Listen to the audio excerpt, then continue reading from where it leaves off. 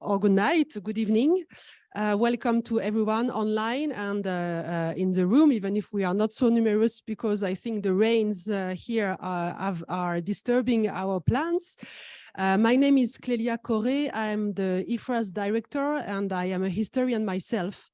So today is the second session of a seminar series that the French Institute for Research in Africa has initiated this year.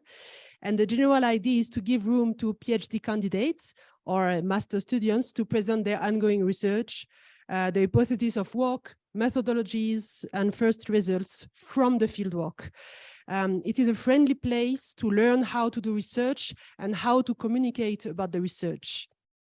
This seminar is also the place where students from Kenya and Europe in general can meet, as the research institutes here in Laikipia Road have a strong tradition to welcome and train students from all over the world.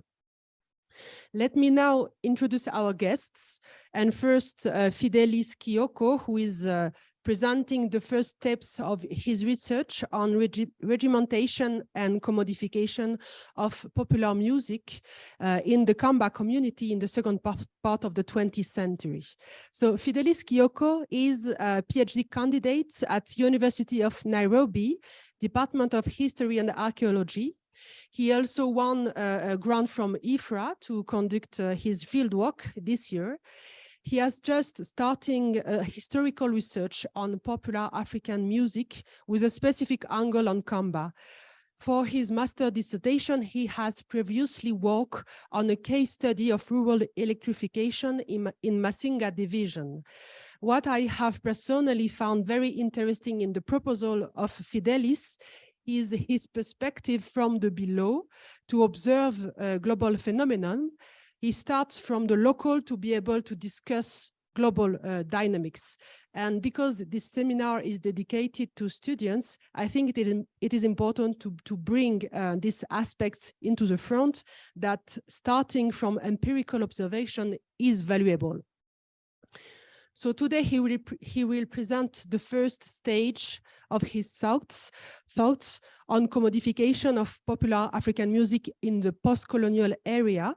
He aims to investigating the successes or otherwise of the commercial production, distribution, and consumption of this music.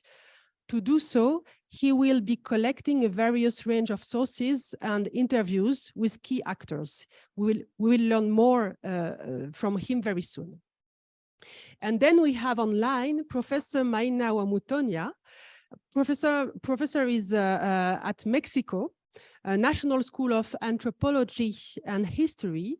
He holds a PhD in African literature and cultures from University of the Witwatersrand in South Africa. He was also senior lecturer at Pwani University. So, Prof, I have to say, I feel both glad and ashamed today at the same time to have you, because guess what? It's 1 a.m. At Mexico. Huh? So we are very, very, very happy to have you this morning or night, because you have been working for a while on the topic of popular music, of course, and your publication speaks for themselves, such as Music and Dance Research in East Africa in 2018, and The Politics of Everyday Life in Gikuyu Popular Music in 2013. But also, I have to say that you are more generally interested by literature, popular culture, and politics in Africa, with a strong advocate of African languages. So we are very honored, Prof, to have you today, and thank you very much to have accepted our invitation.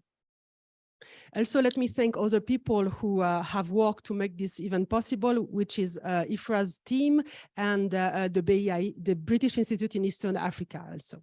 So Fidelis will give his talk during the next 30 minutes, and then we will listen to you, Prof, and eventually the public can ask questions on the presentation. Thank you.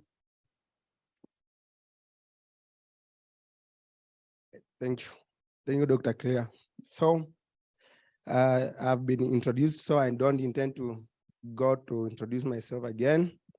I just want us to get direct on discussion of today.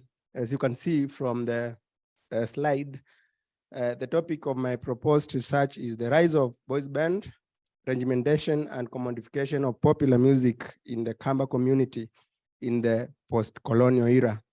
So I want to start by looking at the terms, the operational